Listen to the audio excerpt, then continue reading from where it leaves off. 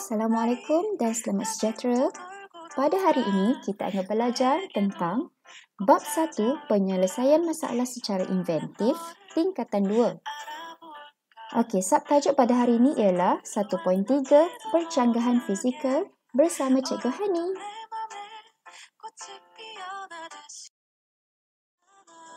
Okey, dalam bab ini kita akan mempelajari tentang 4 perkara ini. Yang pertama, mengenal pasti dan menganalisis percanggahan fizikal, mencadangkan pemilihan prinsip inventif, menjustifikasikan cadangan perubahan reka bentuk berdasarkan prinsip inventif dan menghasilkan lakaran produk berfokuskan bahagian yang mempunyai masalah inventif.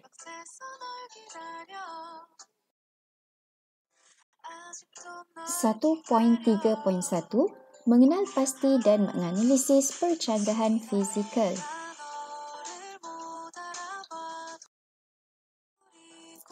Okey, apakah maksud percanggahan fizikal? Okey, percanggahan fizikal ni adalah satu keadaan yang berlawanan antara satu sama lain yang diperlukan dalam sesuatu objek. Okey, sebagai contoh, fizikal yang besar berlawanan dengan fizikal yang kecil.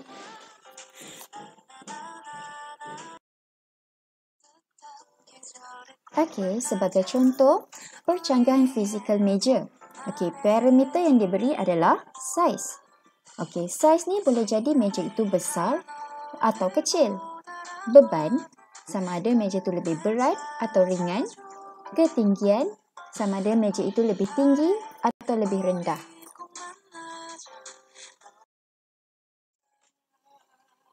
Terdapat dua kaedah penyelesaian masalah inventif secara pemisah yang perlu murid-murid tahu. Okey, yang pertama, kaedah pemisah ruang. Yang kedua adalah kaedah pemisah masa. Sekiranya jawapan bagi soalan penentu kaedah pemisah adalah ya, kaedah yang dipilih adalah ruang. Dan sekiranya soalan penentu kaedah pemisah adalah tidak, kaedah yang dipilih adalah masa. Okey, penerangan yang lebih jelas akan diberikan selepas ini. Contoh penentu kaedah penyelesaian masalah inventif secara pemisah. Rujuk dalam jadual di dalam slide ini. Okey, contoh objek adalah kerusi. Okey, percanggahan fizikal adalah yang kita pilih tinggi lawan rendah. Okey, contoh situasi. Kerusi perlu tinggi untuk murid yang tinggi dan perlu rendah untuk murid yang rendah. Okey, soalan penentu kaedah pemisah ruang atau masa. Okey, soalannya, adakah kerusi perlu tinggi dan rendah pada masa yang sama? Sekiranya perlu tinggi dan rendah pada masa yang sama, jawapannya adalah ya. Kerana terdapat murid yang berkelainan ketinggian di dalam kelas. Okey, oleh kerana jawapan dia adalah ya, kaedah pemisah ruang yang dipilih. Okey.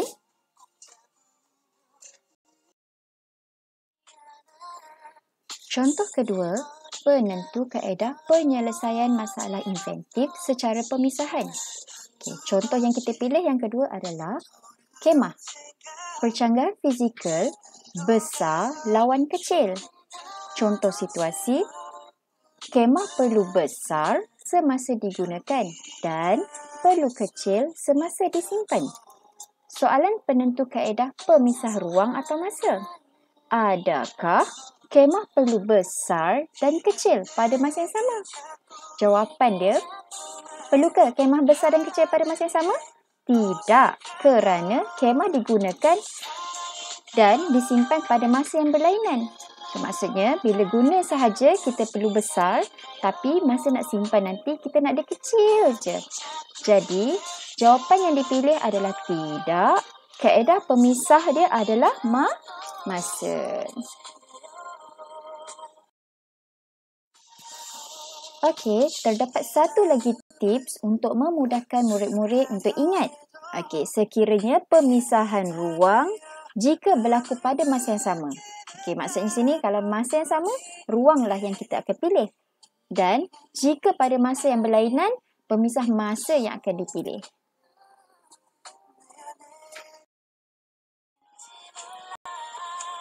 .3.2 Mencadangkan pemilihan prinsip inventif.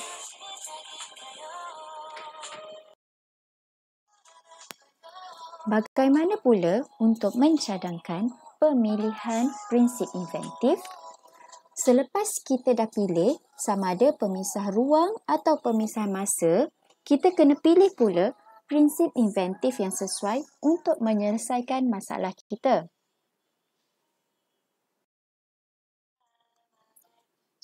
Okey, mula-mula kita lihat dulu prinsip inventif bagi kaedah pemisahan ruang. Okey, di sini terdapat 7 kaedah pemisahan ruang yang akan kamu pelajari. Yang pertama, pembahagian, kualiti setempat, filem nipis dan cengkerang boleh lentur, pengantara, pengekstrakan, penyarangan dan tidak simetri.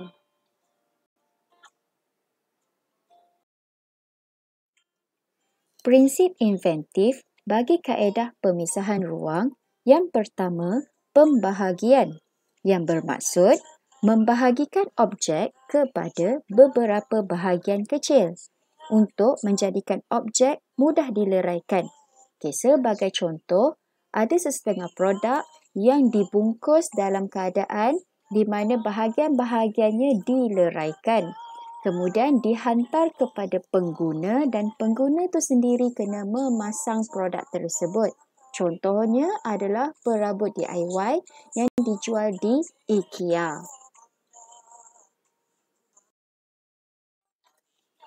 Seterusnya, pengekstrakan yang bermaksud memisahkan atau mengeluarkan bahagian yang mendatangkan gangguan daripada objek.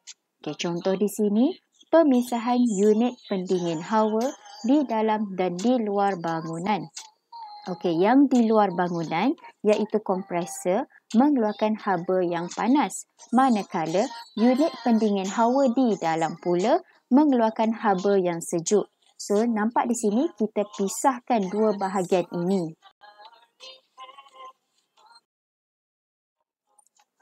Kemudian, kualiti setempat yang bermaksud menjadikan setiap bahagian objek memenuhi fungsi yang berbeza tetapi berguna.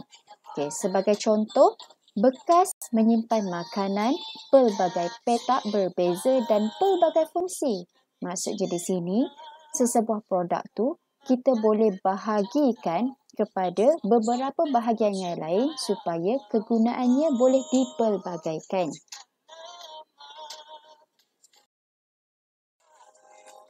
Kemudian, penyarangan. Okey, yang bermaksud meletakkan atau memasukkan sesuatu objek ke dalam satu objek yang sama tetapi berlainan saiz. Okey, sebagai contoh dekat sini, antena radio yang boleh dipanjangkan dan dipendekkan. Contoh lain adalah meja yang berlainan saiz dan boleh dimasukkan supaya menjadi satu meja. Okey, selain itu, bekas-bekas makanan juga ada yang dijadikan pelbagai saiz dan boleh dimasukkan dalam bekas yang lain. So, di sini tujuan dia adalah untuk menjimatkan ruang dan juga boleh memisahkan ruang-ruang yang lain. Seterusnya, filem nipis dan cengkerang boleh lentur. Okay, yang bermaksud membalut, melapik atau membungkus objek menggunakan lapisan filem nipis dan cengkerang boleh lentur. Okay, sebagai contoh, pelindung cahaya cermin kereta ataupun tinted cermin kereta tu, okay, dia memisahkan antara cahaya panas di luar dengan cahaya yang lebih sejuk di dalam kereta. Apabila kita tinted kereta tu ataupun tinted cermin di rumah, menjadikan suhu di dalam rumah lebih sejuk kerana dipisahkan antara ruang sejuk dan panas tadi.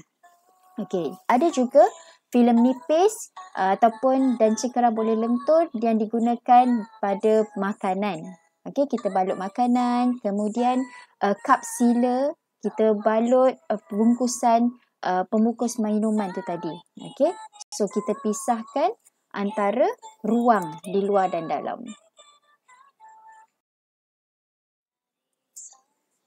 Kemudian, pengantara yang bermaksud mengadakan bahagian baharu antara dua objek, menggunakan objek atau proses pengantara dan mencantumkan dua objek secara sementara. Contoh mudah adalah sarung tangan ketuha menjadi pengantara antara tangan dan juga objek yang panas. Okey.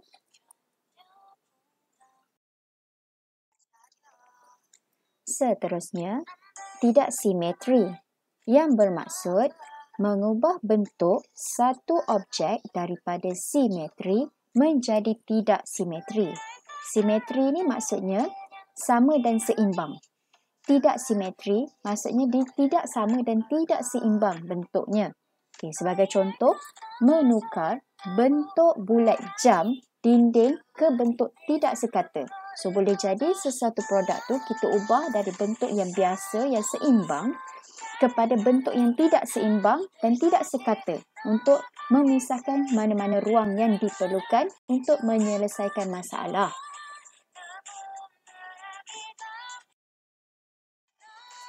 Okey, kita pergi pula kepada prinsip inventif bagi kaedah pemisahan masa. Terdapat 7 kaedah yang akan dipelajari. Yang pertama, kedinamikan. Yang kedua, tindakan awal. Ketiga, tindakan berkala. Keempat, tindakan keterlaluan. Seterusnya, pengembangan terma, pembuangan dan pemulihan serta tindakan berterusan yang berfaedah. Cadangan prinsip inventif bagi kaedah pemisahan masa yang pertama, kedinamikan. Yang bermaksud memecahkan satu objek kepada bahagian yang kecil yang boleh bergerak ataupun mengubah sesuatu bahagian objek daripada tidak bergerak kepada bahagian yang boleh bergerak atau sebaliknya. Contohnya adalah meja makan berempat boleh dibesarkan menjadi meja makan berlapan. Contoh lain, beg boleh dikecilkan atau dibesarkan mengikut kapasiti yang diperlukan. Contoh meja makan tadi, apabila dalam keadaan orang yang sedikit, kita boleh makan dalam keadaan meja yang kecil. Tetapi meja tu boleh digerakkan menjadi lebih besar apabila orang lebih ramai yang akan menggunakan meja tersebut. Sama juga macam beg tu tadi. Jika barang yang diperlukan untuk dibawa adalah sedikit, gunakan kedudukan ataupun bahagian beg yang kecil sahaja. Tetapi apabila barang yang banyak yang nak dimasukkan di dalam beg, kita akan besarkan beg tersebut dengan keadaan kamu gerakkan beg tersebut. Kedinamikan akan melibatkan pergerakan. Seterusnya, tindakan awal yang bermaksud melakukan tindakan awal untuk mengawal risiko. Contoh mudah adalah beg udara di dalam kereta untuk mengurangkan risiko kecederaan ketika kemalangan.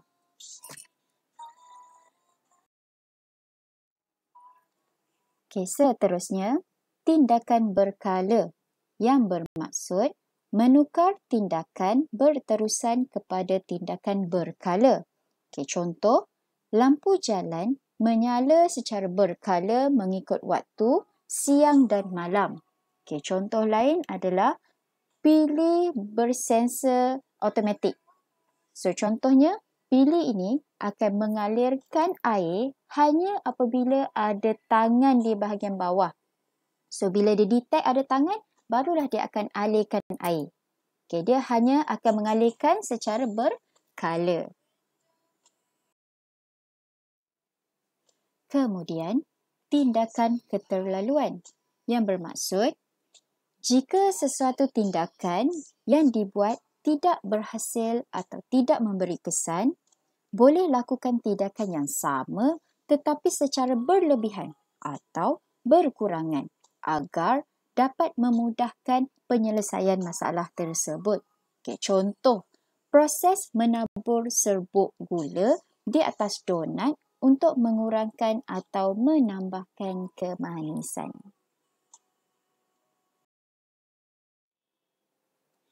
Seterusnya, pengembangan terma.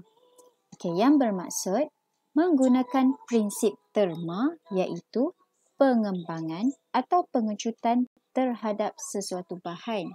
Okay, contoh di sini, pemutus litar yang menggunakan prinsip terma pada pemula lampu pendaflor iaitu starter. Kemudian, pembuangan dan pemulihan yang bermaksud membuang bahagian yang telah menjalankan fungsinya. Okay, contoh di sini, kapsul ubat akan larut di dalam badan dan akan mengeluarkan ubat tersebut dan diserap dalam badan. Okay, so contoh lain adalah roket akan memutuskan atau membuang bahagian bawah roket tersebut apabila fungsinya telah dijalankan. Maksudnya di sini bahagian itu telah tidak diperlukan, so dia akan buang apabila sampai ke angkasa. Dan akhir sekali, tindakan berterusan yang berfaedah. Okay, yang bermaksud menjalankan sesuatu kerja secara berterusan. Okay, contoh, mesin pelelas dan stesen jana kuasa elektrik. Okey, stesen jana kuasa elektrik ni akan beroperasi secara berterusan untuk menjana kuasa elektrik. 1.3.3 menjustifikasikan cadangan perubahan reka bentuk berdasarkan pemilihan prinsip inventif.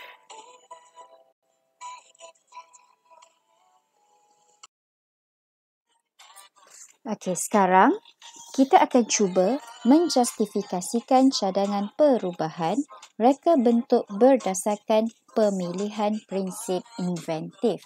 Okey, rujuk dalam jadual di dalam ni. Okey, contoh kita pilih adalah objeknya meja. Okey, percanggahan fizikal, berat lawan ringan.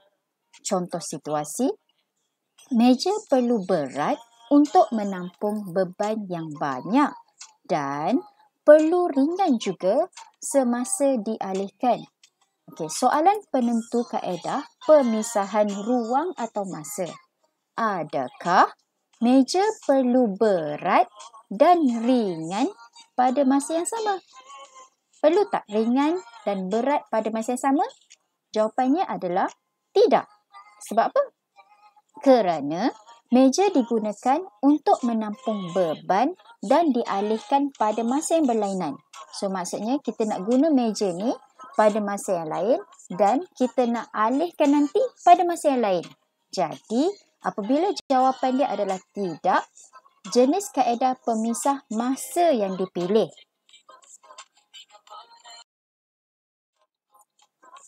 Jadi, apakah cadangan perubahan reka bentuk yang dipilih? Okey, di sini saya pilih prinsip inventif kedinamikan. Okey, macam mana pula saya nak ubah reka bentuk meja tersebut untuk menyelesaikan masalah saya? Okey, cadangannya yang pertama, saya akan buat kaki meja yang jenis boleh ditanggalkan daripada cantuman muka meja yang menggunakan konsep ikatan skru boleh pasang buka. So, maksudnya di sini boleh pasang ataupun boleh tanggalkan. Okey, cadangan kedua adalah memasang roda pada hujung kaki meja agar mudah digerakkan. Dan yang akhir sekali, 1.3.4 menghasilkan lakaran produk berfokuskan bahagian yang mempunyai masalah inventif. Dan akhir sekali, hasilkan lakaran produk berfokuskan bahagian yang mempunyai masalah inventif. Okey, yang ini anak-anak murid, sila buat lakaran ini di dalam kertas lakaran dan masukkan ke dalam folder RBP anda. Okey, yang jangan lupa juga labelkan bahagian meja yang telah dibuat penambahbaikan. Sekian sudah sesi pembelajaran kita pada hari ini. Sekiranya ada sebarang soalan, boleh terus menghubungi guru mata pelajaran RBP anda. Sekian, terima kasih. Jangan lupa untuk baca bab yang kedua, iaitu teknologi pembuatan. Kita jumpa dalam sesi seterusnya pada lain kali. Bye.